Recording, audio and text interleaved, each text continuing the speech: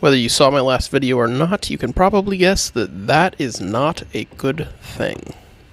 So in today's video, I'm going to be showing you how to fix something like this on a Chinese mini lathe. First thing we're going to need to do is remove the tool post from the tool rest, and we're going to start by taking off the tool that we left on from the last project. And then once we're able to remove the tool post, which we will do by turning that silver nut on top, we'll be able to start getting the nitty-gritty details below.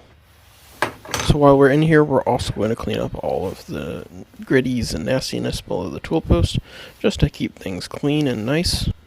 After we've got that all cleaned up nicely, I'm going to start backing off this top part here, which will expose two hex head or Allen wrench heads that allow us to normally rotate the post, but in this case we're going to completely remove them, which will allow us to remove this top piece.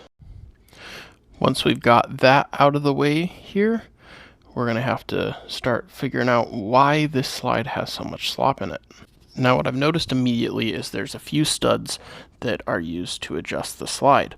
Unfortunately, one of those appears to be sheared off.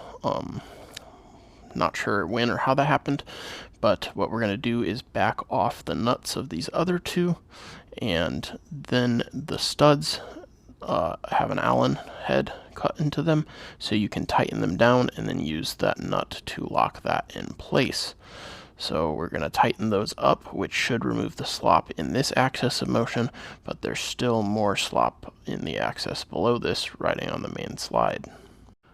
So we will have to drill and tap that third stud eventually, but for now things are real tight with just those back two, so I'm going to call that good for now.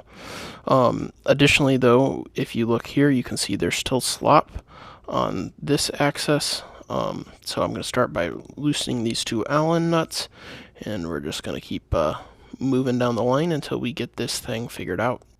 Now that that's come loose, you can see the gears that actually move the slide up and back, and we should be able to gain access to any adjustments beneath there.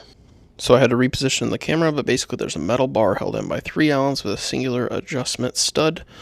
But unfortunately we don't have the clearance between the pitch screw and the Allen heads, so we're going to start by removing the bearing here at the end, and once we've got that loose, we should have the clearance that we need because we can drop that whole threaded rod.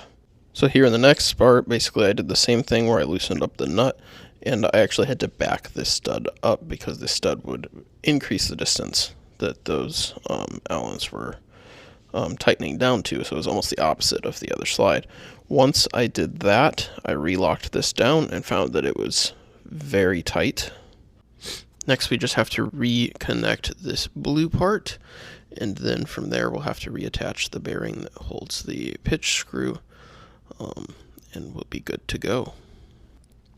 Now we just have to finish tightening this down and we'll be good to put the next piece back on. While we're in here, I'm going to blow all of the moving parts out and re-oil, and then we can replace the top part of the tool rest.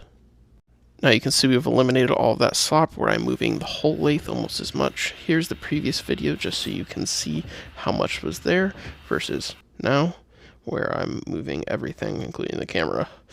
Now on to the next video, you'll see my next frustration, which are these handles that dethread all the time.